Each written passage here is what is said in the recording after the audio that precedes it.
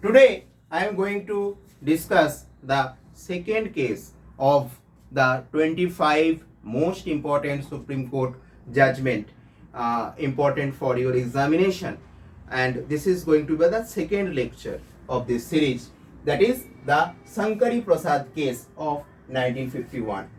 Now come to the background of the case without wasting any further time. So, in Shankari Prasad case, the constitutional validity of the First Amendment Act was challenged. First Amendment Act of 1951 was challenged in this Shankari Prasad case.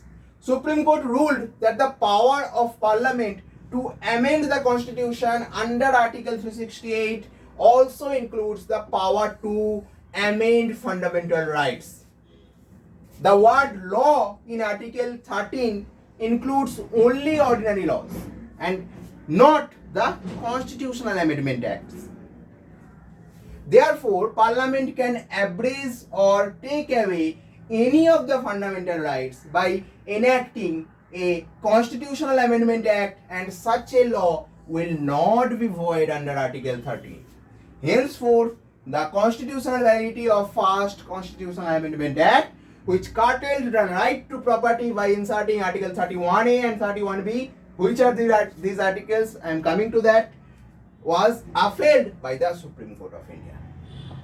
Okay, now come to the issues before the court.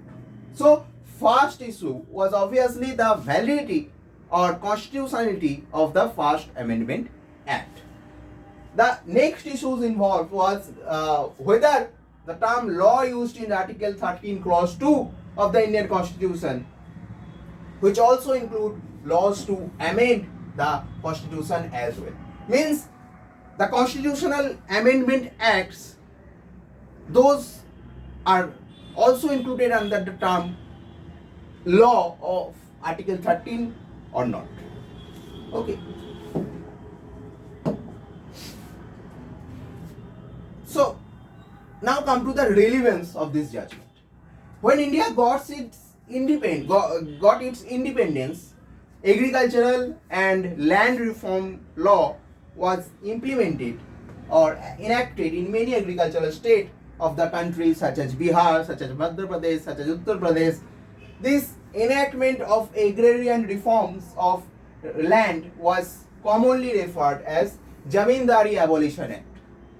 So, this Jamindari Abolition Act benefited poor people and small scale farmers on one hand, but it basically made the landlords depressed. Because of such enactment by the legislation, the landlords were impoverished by their own lands or plots.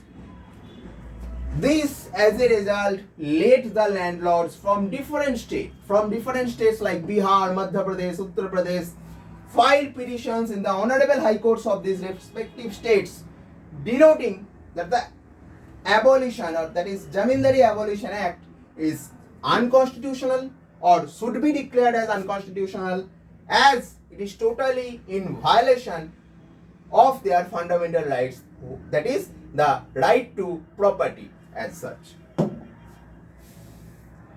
Now, the government brought forward a remedy in the form of First Constitutional Amendment Act of 1951 to put an end this number of litigation filed in different courts regarding the same issue. The Jamindars reacted by bringing their petition under Article 32 of the Constitution and raised the question of whether this First Amendment Act, which was passed by the Parliament and insert Article 31A and 31B in the Constitution of India, is unconstitutional and void. However, such cases did not make any such impact before the High Courts of Allahabad and Nagpur, due to which Allahabad High Court and the High Court of Nagpur upheld constitutional validity of Jamindari Abolition Act. So, after that, this case came to the Supreme Court, and this case named as Shankari Prasad case, which I have just discussed. So, I hereby going to end my discussion. Thank you for attending this lecture. Bye bye.